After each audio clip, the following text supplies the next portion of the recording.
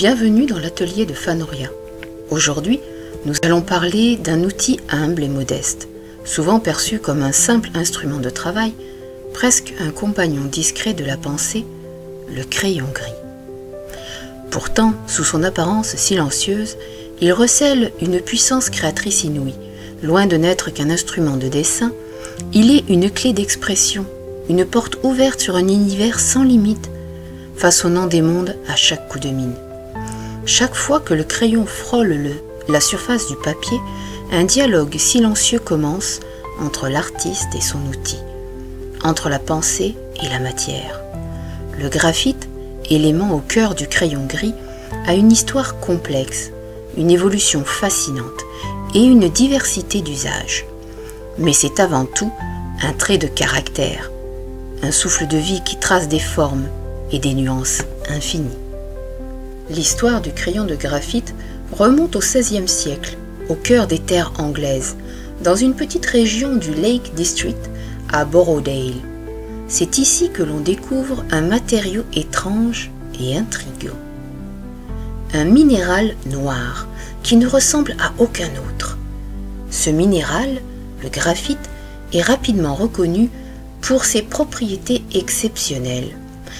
Un mélange de douceur et de dureté qui permet de laisser des traces nettes et durables sur le papier. C'est le graphite que l'on associera plus tard à nos crayons et qui devient rapidement l'outil privilégié des dessinateurs et des artistes. La première mention du graphite en tant qu'outil de dessin date de 1564, lorsque les habitants de Borrowdale l'utilisaient pour marquer leurs moutons. Le graphite, une substance douce et poudreuse, était vu comme une révélation, une matière qui permettait de créer un trait de grande netteté sans l'utilisation de liquide comme l'encre. On n'envisageait pas encore son utilisation pour les œuvres artistiques, mais plus comme un instrument utilitaire, pratique et discret. Cependant, ce n'est qu'au XIXe siècle, au moment où la demande pour le crayon de qualité explose, que la plume de fer et le graphite se combinent pour donner naissance au crayon moderne. Auparavant, on l'utilisait sous forme brute, souvent en morceaux, mais à cette époque, les mines sont progressivement encapsulées dans du bois, formant ainsi ce que nous connaissons aujourd'hui sous le nom de crayon. Un des aspects fascinants du crayon gris réside dans sa diversité. Le graphite n'est pas une matière homogène.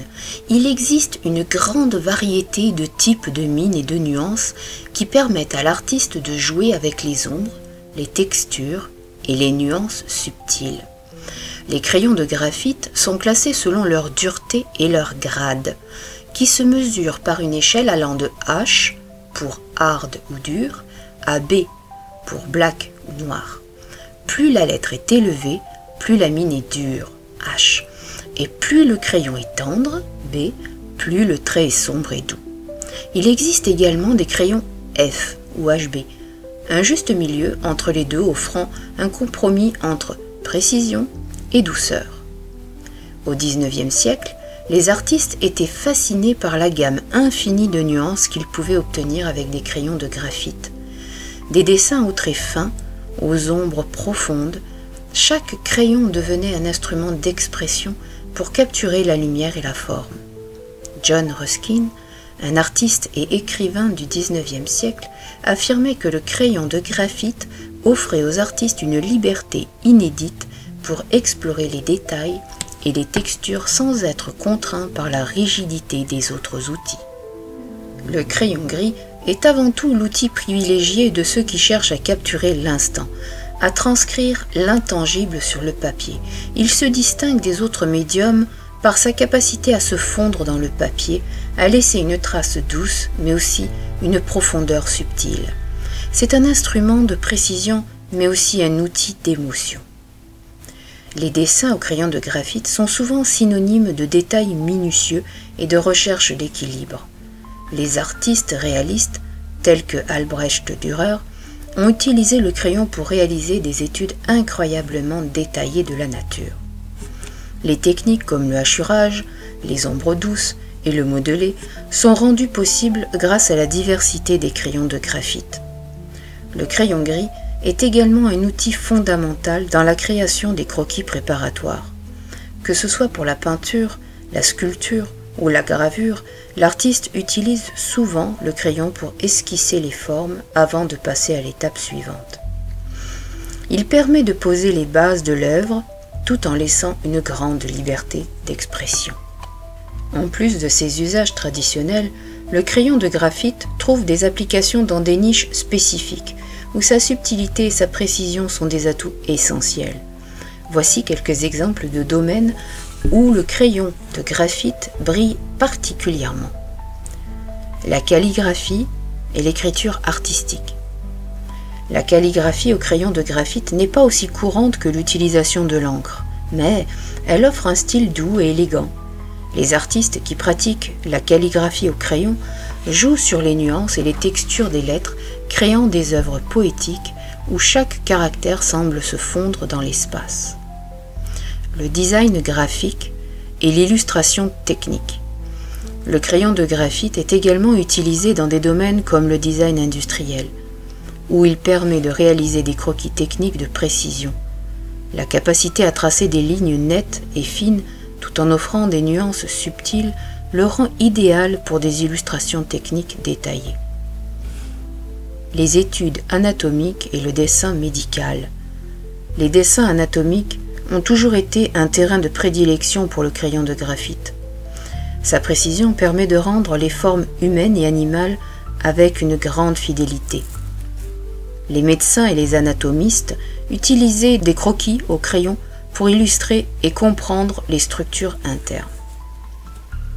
Le crayon gris, simple instrument, est bien plus qu'un outil. Il est l'extension de la pensée, un complice discret qui capture les idées à leur naissance. Dans son graphite se cache toute une histoire, toute une mémoire de l'art et de la création.